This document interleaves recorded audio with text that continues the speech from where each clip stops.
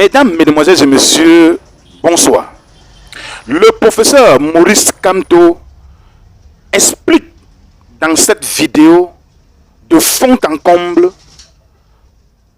aux citoyens camerounais de la diaspora et certains artistes également comment il doit gérer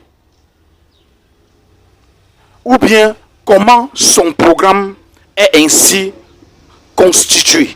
Oui. Et quelle est la place de la diaspora dans son programme politique. Écoutez très bien jusqu'à la fin, puisque c'est à la fin là que les choses sont vraiment mielleuses.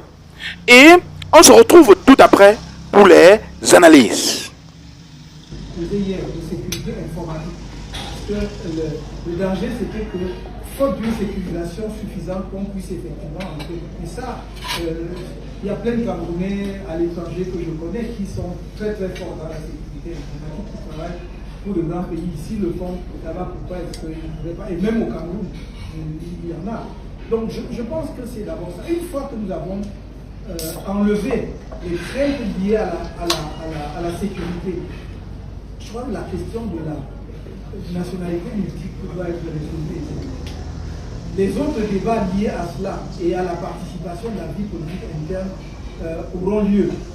Mais en ce qui concerne l'entrée et la sortie du territoire, la participation aux activités du pays, que ce soit aux activités économiques ou aux activités artistiques et culturelles, seront réglées. Qu'est-ce que je peux vous dire de façon concrète? Que dans le cadre de ce que nous avons toujours préconisé pour la diaspora, j'ai toujours dit, je crois, en toute humilité, en toute modestie, avoir été, sinon le premier, en tout cas parmi les premiers, à dire que la diaspora est une chance pour chaque pays dans le monde. Et que ça va être un accélérateur de notre développement. Parce que, non pas parce que les Camerounais de la diaspora sont plus intelligents que ceux qui sont restés au pays, mais parce qu'ils ont l'avantage par rapport aux autres de s'être frottés à d'autres expériences extérieures qui leur permet aussi de se mettre plus rapidement au diapason de la compétition mondiale. Quelqu'un qui a travaillé dans une firme multinationale, qui a travaillé dans une grande entreprise, dans un grand cabinet et tout cela, a une expérience qu'un jeune ou un Camerounais qui a une autre expérience, mais peut-être pas de même niveau, aurait. Et donc ça peut effectivement accélérer le développement du pays.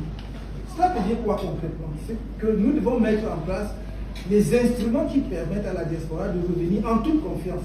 Nous avons parlé, par exemple, soit d'une agence de la diaspora, c'est ma préférence. Certains préfèrent parler d'un secrétariat d'État.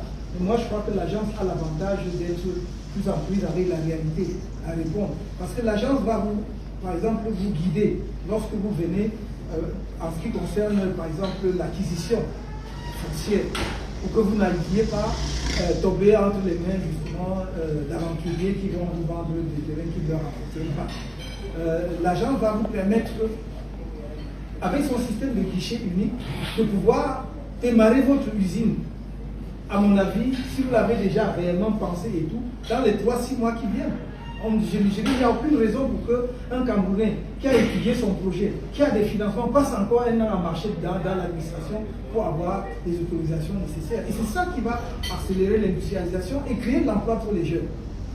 Car au final, ce qui nous intéresse, qu'est-ce qui intéresse pour moi, un dirigeant, c'est que le secteur privé joue son rôle, gagne de l'argent, mais crée des emplois pour les jeunes, et paye les impôts pour s'occuper des questions sociales, c'est-à-dire la santé et l'éducation. Voilà le deal. Si on fait comme ça, tout le monde est gagnant.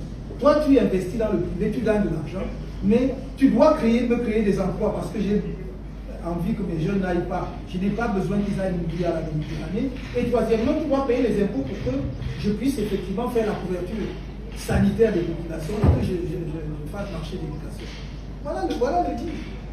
Moi, je n'ai pas notre intérêt.